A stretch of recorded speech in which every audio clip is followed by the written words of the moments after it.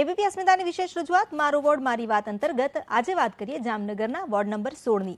અહીંના સ્થાનિકો કોર્પોરેટરની કામગીરીથી કેટલા ખુશ છે અને આવનારી ચૂંટણીમાં મતદાનમાં કયા કયા મુદ્દા ધ્યાનમાં રાખશે, આવો જોઈએ આ અહેવાલમાં। એબીપી અસ્મિતાની ખાસ રજૂઆત મારો વોર્ડ મારી વાતમાં આજે આપણે આવી પહોંચીએ છીએ જામનગર મહાનગરપાલિકાના વોર્ડ નંબર 16માં। વોર્ડ નંબર 16 છે તે જામનગર મહાનગરપાલિકાનો વિસ્તાર છે। કેટલી સોસાયટીઓ કેટલા વિસ્તારોનો સમાવેશ છે તે પણ આ વોર્ડમાં થાય છે।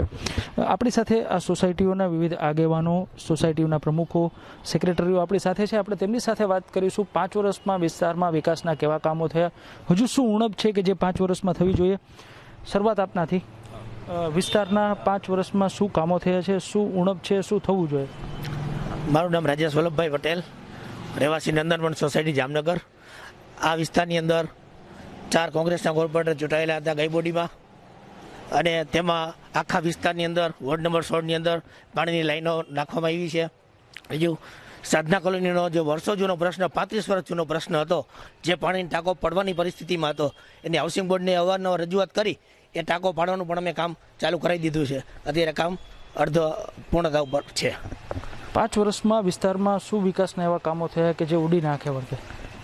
મારું નામ નૂર મોહમ્મદ કુરેશી છે। હું નીલકંઠનગરના આગેવાન તરીકે કહું છું। નીલકંઠનગરની અંદર પાણી હોય, પાણીની લાઈન હોય કે રોડ રસ્તા, જે કાંઈ સમસ્યા હોય ચોક્કસપણે દૂર થઈ છે, અને હરેક સમસ્યા કોઈ પણ ફોન કરીએ એટલે કોર્પોરેટર તાત્કાલિક ધોરણે આવી જાય છે, અને કોઈ પણ જાતની તકલીફ ક્યારેય હોતી નથી નીલકંઠનગરની અંદર।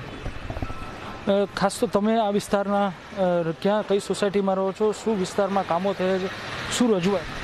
વોર્ડ નંબર 16 નંદનવન સોસાયટી વિસ્તારમાંથી આવું છું। આ વિસ્તારને છેલ્લા 1 વર્ષથી 35થી પણ વધુ સીસી રોડ અને ડામર રોડ જેવી સુવિધા બંને ધારાસભ્યના સહયોગથી વિસ્તારને પ્રાપ્ત થઈ છે।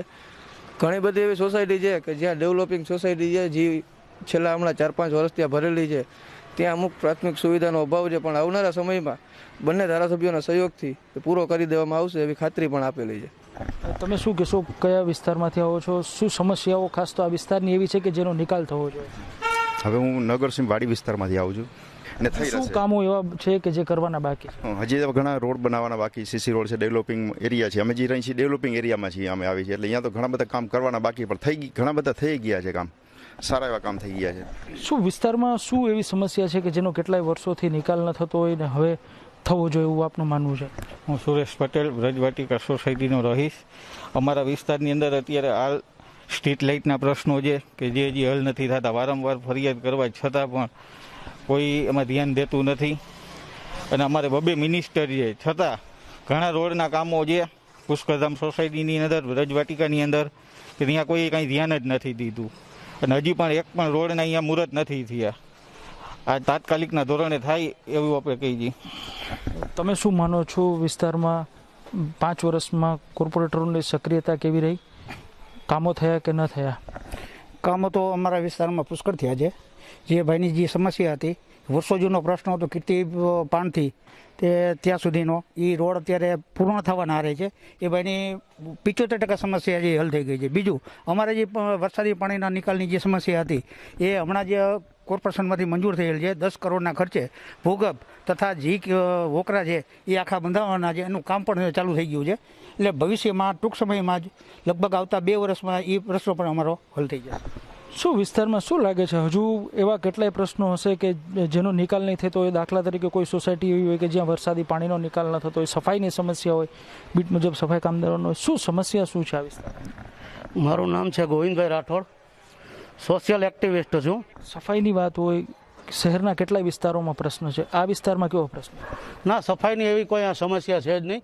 હંમેશા કોર્પોરેટર યુસુફભાઈ એ વહેલી સવારે પોતાની કાર લઈને આટો મારે જ છે, અને પટેલ પાર્ક હોય કે સરસ્વતી પાર્ક હોય કે સરદાર પાર્ક હોય, ત્યાં પણ તે કીર્તિ પાને અવશ્ય બેઠા હોય છે, અને કામનું તમામ સમસ્યાનું નિરાકરણ લાવે છે। તમે શું માનશો, શું વિસ્તારમાં સમસ્યા, શું વિકાસના કામો છે તે થયા? સમસ્યા વિસ્તારમાં શું સમસ્યાઓ છે અને શું વિકાસના કામો તમને દેખાયા? મારું નામ મિતેશ પટેલ, હું પુષ્કરધામનો રહેવાસી છું। હું છેલ્લા 1 વર્ષથી અહીં રહેવા આવ્યો છું, પણ ત્યાંના લોકોનું કહેવું એમ છે કે 8-10 વર્ષ જૂની સોસાયટી છે, છતાં પણ અહીં રોડ, ગટર અને પાણીની સમસ્યા છે। એ હજી સમસ્યા વિશે તમારા વિસ્તારના કોર્પોરેટરો શું કરે છે? 4 કોર્પોરેટરોને તમે ચૂંટીને મોકલેલા છે. કોર્પોરેટર હાજર અત્યારે હાલ નથી કોઈ પણ પરિસ્થિતિ અનુસાર. કોર્પોરેટરો વિસ્તારમાં આવે છે કે આવતા જ નથી? ના, આ વિસ્તારમાં ક્યાંક ને ક્યાંક સ્થાનિકો એવું કહે છે કે અમુક કોર્પોરેટરોની છે તે સજાગતા છે, જ્યારે અમુક કોર્પોરેટરોની છે તે સજાગતા ન હોય તેવું પણ લાગી રહ્યું છે. અન્ય એક સ્થાનિક છે, તમે શું કહેશો? વિસ્તારમાં શું સમસ્યાઓ છે અથવા શું વિકાસના કામો એવા થયા કે જે તમે એક મતદાતા તરીકે માનો છો કે આ કામો થવા જોઈતા હતા? મારું નામ અશોકભાઈ ભંડેરી. હું સરકારી નોકરિયાત છું, નિવૃત્ત, અને પટેલ સમાજ, પટેલ બોર્ડિંગ અને ઘણી બધી સંસ્થાઓ સાથે સંકળાયેલ છું. સરદાર પાર્ક 1માં રહું છું અને આ વોર્ડમાં છેલ્લા 25 વર્ષથી હું રહું છું. અત્યારે અમારા બંને ધારાસભ્યો, અમારો સરહદી વિસ્તાર છે, બંને ધારાસભ્યો મિનિસ્ટરોનો વિસ્તાર આવે છે. બંનેના સહયોગથી જે પણ ગ્રાન્ટ આપવી પડે એ અમારા અતુલભાઈ ભંડેરીની અથાગ મહેનતથી તમામ વિસ્તારમાં જેટલા બને એટલા શક્ય હોય તેટલા અમારા કીર્તિપાનવાળો મેઇન રોડ, પટેલ પાર્કવાળો, હર્ષદમિલની ચાલીવાળો, મેઇન સીસી રોડ બધા થઈ ગયા છે. તમારા વિસ્તારમાં તમે ભલે કદાચ નહીં જોતા હો પણ તમારા વિસ્તારમાં રસ્તે રઝળતા પશુઓની તો ખૂબ સમસ્યા છે, એ તમને નથી દેખાતી? પશુની એવી છે કે એ અમારા વિસ્તાર પૂરતી જ નથી, બરાબર છે. એ તો જનરલ છે કે આ જે ગાયો છે એ ગાયોને સમસ્યા એટલે ગાયની છે એ કોઈ એને વ્યક્તિગત એમ ના કહે કે આ અમારે સમસ્યા છે, કારણ કે એને આપણે એક માતાનું સ્વરૂપ દઈએ છીએ.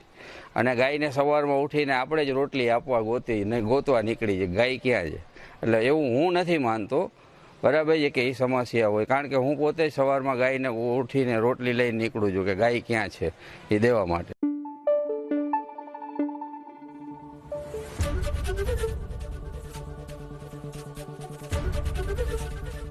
ABP અસ્મિતા, ગુજરાતની અસ્મિતા.